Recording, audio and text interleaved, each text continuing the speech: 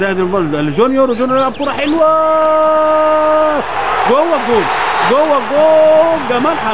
جمال حمزه الجول الثاني لنادي الزمالك في الدقيقه كام؟ في الدقيقه 44. في الدقيقه 44 جمال حمزه عملها حلوه. الكوره اللي فاتت عملها حلوه، وقف على وش رجله ولعبها ببطن رجله. كوره حلوه. جمال حمزه في الوقت، وادي هنا اهو بيتكلم احمد رمزي مع لعيبته، وجون في وقت قاتل، جون في وقت قاتل على طول.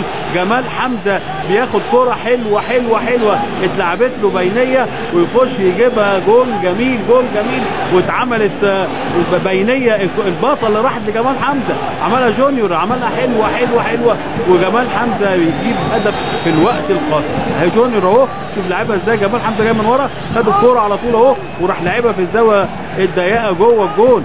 وقفها حلوه ولعبها احلى، كان دخل عليه نجيب طوبال ويجيب جون جميل في وقت قاتل. جمال حمزه 2-1 نادي الزمالك. الماتش طبعا كان صعب جدا لنادي الزمالك، وادي جمال حمزه اهو طبعا جاب الجون في الدقيقه الاخيره من المباراه. شوف جونيور لعبها، هو جاي من الاوفسايد، لا مش اوفسايد، مش باينه قوي اهي.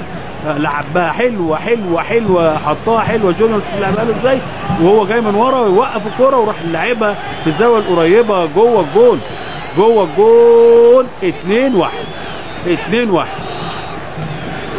2-1 على طول اهي. والجماهير طبعا اجوان الدقيقه الاخيره، ولاعيبه نادي اهلي البرج الجزائري بيتكلموا مع الحكم. وهل ما فيش طبعا خلاص التغييرات، ادي رقم 4 دقائق وقت بدل ضايع. الحكم الرابع بيعلن 4 دقائق.